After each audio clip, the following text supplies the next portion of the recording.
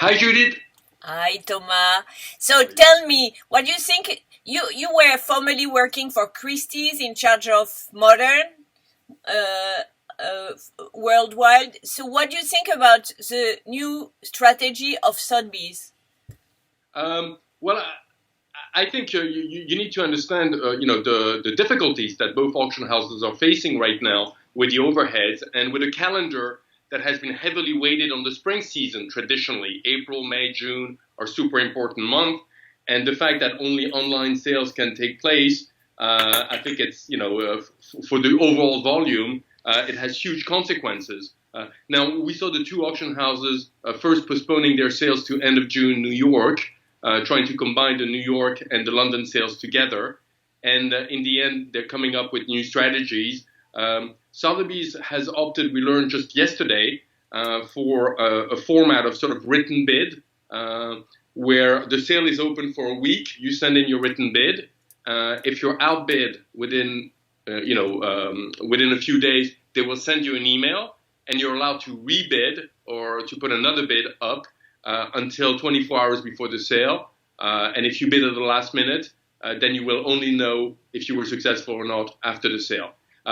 To tell you the truth, it's a bit of a written bid auction.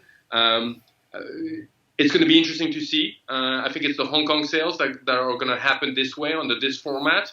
And I think it's going to be a test to see whether or not the market accepts it, dwells on it, whether it works or not. I personally think I completely understand the need to move on and to get the auctions back, and the impossibility of having a room full of people today is just not possible. So good for them to come up with a new system. It's not exactly a new system. It's a bit of the eBay system because eBay functions exactly the same way. But I certainly understand the need to move on and get things started again. Christie's, on the other hand, has Now I want to focus on Sotheby's because they have a new owner, and they are inventing so many strategies. They also have a platform for galleries. They multiplicate private deal, which are public or very private.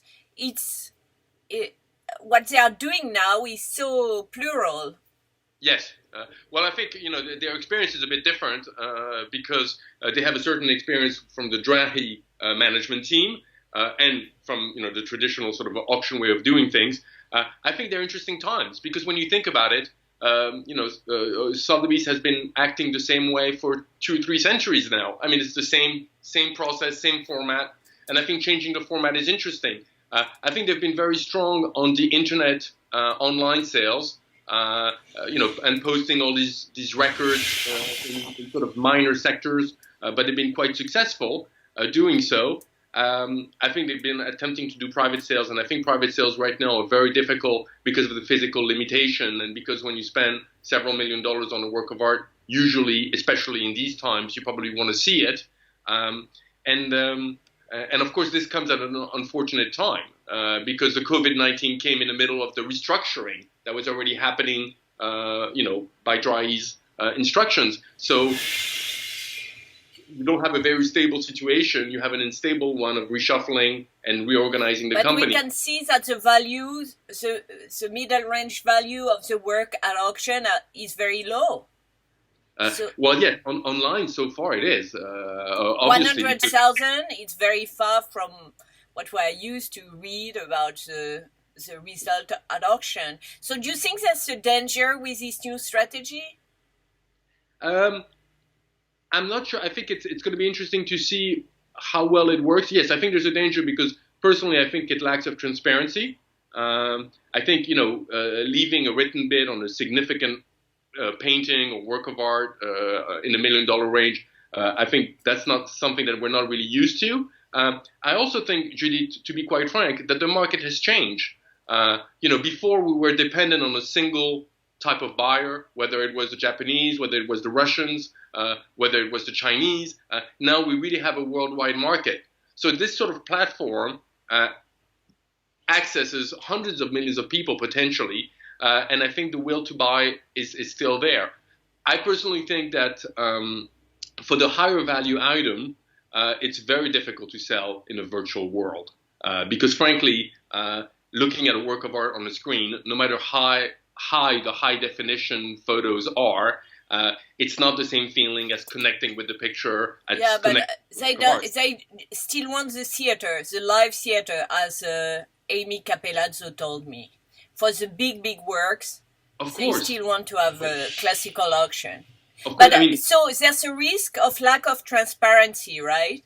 Well, I think there's a risk of lack of transparency, and also, when you're in the room and you're raising your hand and you're bidding, or you're bidding even on the phone, and then somebody says, "Oh, on the third row, you've been bid over. Somebody bid above. Do you want to add, a bid?"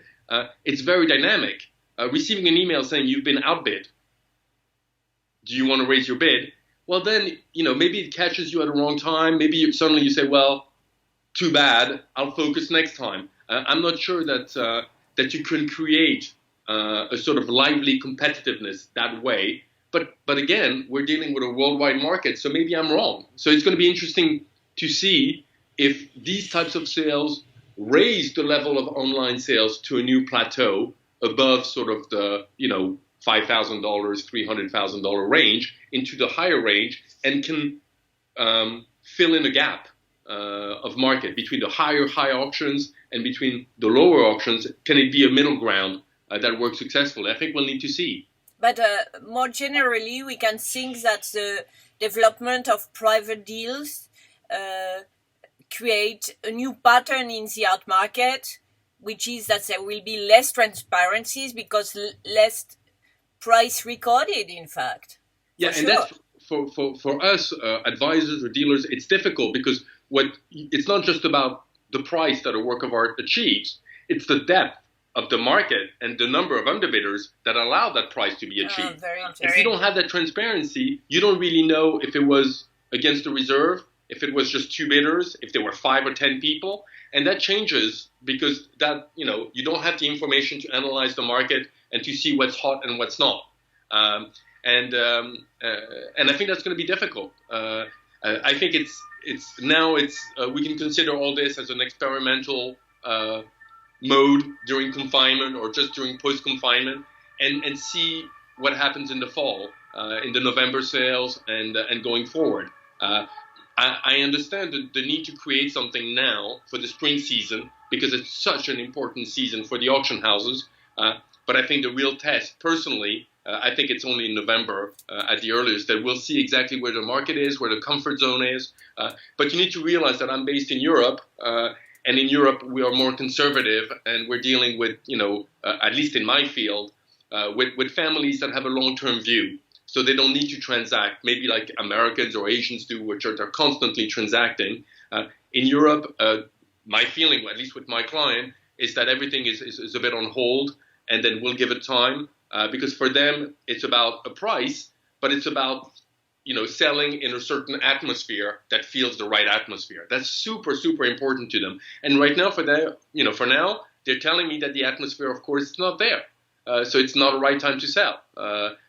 Unless they need to really sell something, and unless they're obliged to. The overall feeling on my side is more to wait it out and see end of 2020, 2021 how things stabilize again. But everybody, I think, from a European point of view, a lot of people prefer to sell in a serene climate where we have stability rather than in this transitional period.